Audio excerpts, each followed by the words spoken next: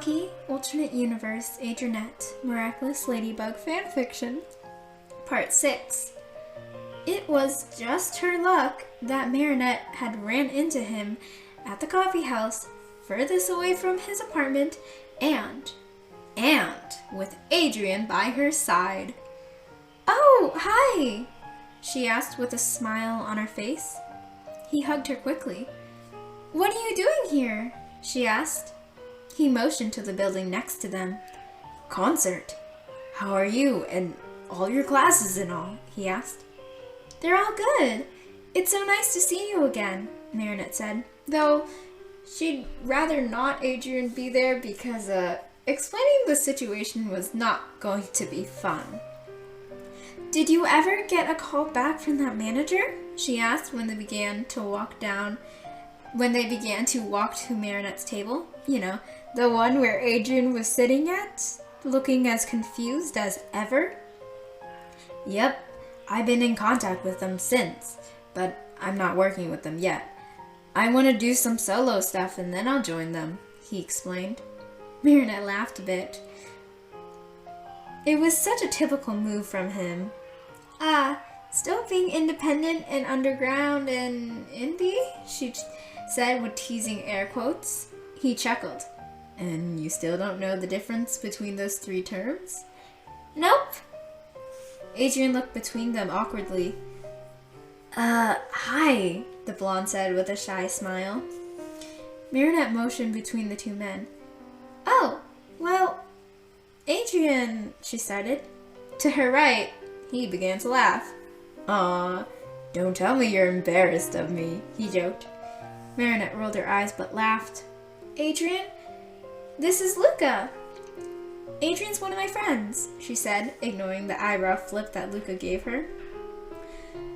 She took in a silent breath. This part was going to be a lot more awkward for her than Adrienne and Luca. "Luca is my ex-boyfriend," she said. Adrienne nodded without a care in the world, and Luca was clearly holding back a laugh. He'd probably read the situation and figured it all out. He had always had a knack for doing so. So you're the most recent one?" Adrienne asked. Luca sent Marinette an amused look. "Really? Really? No one else? Not even a lookout for someone?" he teased. Marinette lightly shoved his shoulder. "Hush," she said, cheeks pink. "Are you ready to turn 21 next week?" Luca asked suddenly. Marinette laughed and shook her head. "Alia wants to have a party again. And at the same bar. I don't think I'm a fan. I'd rather a night in with friends," she said. Luca shook his head and laughed too. "Don't be such a grandma," he teased. "I didn't say there wasn't going to be lots of alcohol," she pointed out. Luca clicked his tongue thrice. "Tricky, tricky. And same as ever." This piqued Adrienne's interest because he cut through with a, "Next week is your birthday?" Marinette nodded. "Yeah, I don't really care much for it, but like, Alia always loves going all out. You would have found out in a couple of days anyways." Adrienne looked down at his feet for a second before he opened his mouth to speak. "Adrienne," Luca nudged Marinette's shoulder, "don't feel bad about not knowing. I didn't even know until Alia planned the party 3 days before and I had to rush to get my gift." Marinette looked at him with narrowed eyes. 18 bouquets of tulips arranged in my room in a heart shape is not rushing," she accused in a playful manner. Adrienne looked between them. "Oh, that's a lot of flowers," he said in almost a tight tone of voice. Marinette nodded, remembering the feeling of surprise she had when, she had walked in to find a heart made out of flowers on her bed. It's very shocking. "Oh, yes, it was," she said with a laugh. Luca checked the clock on the wall and sighed. "Well, I better head back. It was great seeing you, Marinette," he teased before leaving out the door. Marinette flushed pink. Did he really have to bring that up? Adrienne looked at her with a questioning look. This is embarrassing, she said, covering her face with her hands. When I met him, I kind of spazzed out and sputtered and introduced myself as Marinette. Clearly, he still likes to hold it over my head, she said with a fond sigh. So, that's your ex-boyfriend, Adrienne said slowly. Marinette nodded. Yeah, she confirmed. And you guys aren't mad at each other? Adrienne asked, confused. In the movies, breakups they seem really crazy and messy. Marinette's eyes widened and she shook her head fervently. Oh my gosh, no, that's not what happened to that. Oh God, no. That is not what happened. We're still really good friends on really good terms. Marinette quickly cleared up. And that was true. They had a mutual breakup, more so brought up by him. They had a good relationship, but for Marinette, it never felt like a true love that was meant to last forever. And Luca knew that. There were no hard feelings in splitting. Actually, they had met up for coffee 2 weeks afterwards to check on each other. It was very clear after the breakup that Luca still held feelings for her. Alia mentioned it, his sister Julika mentioned it, and heck, Luca mentioned it to her himself when they talked about his music career and new offers.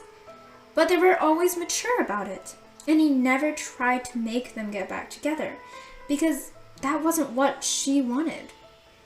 Marinette really appreciated his understanding and the other way around. She never made it weird, and he never made a move. That's good, Adrienne said. He seems nice, he said after a second. Marinette nodded. Luca's great. Super caring, super nice, really understanding. Everything someone would want in a boyfriend, she explained. Marinette knew that one day, Luca would make a girl very happy for the rest of her life. Although that girl would not be her, she did want to meet the one that she deemed to be good enough for him. But not for you, so you guys decided to break up? Adrienne said, seemingly confused. Marinette sighed and looked down at her coffee. Like I said, he's a really great person. But some people are more akin to platonic relationships. Me and Luca were really good friends before we got together. And afterwards we are still. Maybe if we were younger, we would have made that marry each other at age 30 pact, Marinette said with a slight laugh.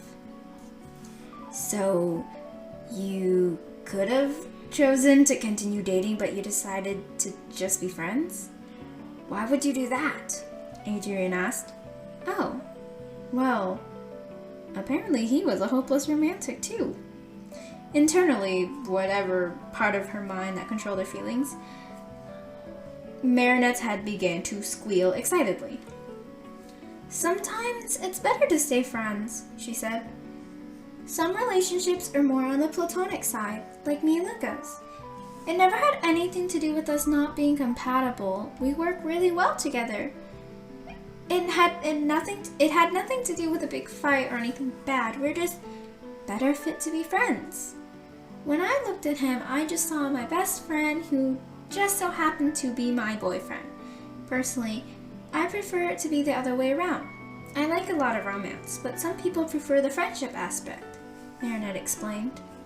Adrienne nodded slowly. That makes sense, he said. Marinette giggled a little. I hope so. Now come on, you have class in 20 minutes. Okay. Perhaps Marinette should have been more careful that day, explaining her past relationship to Adrienne, explaining romantic and platonic relationships. It probably could have done her future self some good if she had thought about what she was saying. Alas, that was past Marinette, and she didn't know what was about to come. Happy birthday, Marinette, Alia said, hugging Marinette tight the moment she got back from her classes. Marinette smiled at her tiredly. Everyone comes at 7. Is that enough time to sleep? Alia asked, and Marinette nodded. She was exhausted, but excited for what the night would bring. Adrientte had finally caved and gave up the idea of a birthday party at the bar again, and instead bought a couple bottles of wine. "Nino and Adrientte are going to come early, okay?" Adrientte called, poking her head in Marinette's room. The black-haired girl lazily lifted her head and nodded through the sleepy haze, and then, promptly, fell asleep. When she woke, Nino and Adrientte were already there, or at least she thought they were. There were people in the living room just talking, but all the speech was blurred together as she had just gotten up, and sleep was really still mucking her mind. "Hey guys," she said, when she had dragged herself up and out of bed. Marinette rubbed her eyes and yawned. "Bro, were you napping?" Nino asked. She nodded sleepily. "Man, I want a nap," he complained. Adrientte laughed a bit. "Don't we all?" Adrientte teased. "Happy birthday, by the way. I see Alia splurged for the good stuff." Nino eyed the bottles on the counter, but Alia waved her arms in front of his vision. "Those are for the girls coming tonight," Alia said firmly. Nino pouted at her. "Not even one?" he asked. Alia laughed and shook her head. "No," Alia said. Marinette had finally blinked the sleep away from her eyes and smiled at Adrientte, who was, awkwardly standing and waiting in front of her. "Tired?" he asked in a shy and very adorable smile. Marinette shrugged. "Less now." Adrientte looked down and brought his arms to the front from behind his back. In his hands held a bouquet of pink and red roses. They were big and plump and beautiful. Marinette gasped. "You didn't have to," she said with a smile. Adrientte shrugged and smiled. "I wanted to. Happy birthday." Marinette sniffed the roses. They smelled fresh and sweet. She could feel the crush inside of her head growing into something more that screamed, "Oh my God, I could fall in love with you right now." "Thank you," Marinette said. "It was a very sweet birthday gift." But, oh, did that bouquet cause some problems.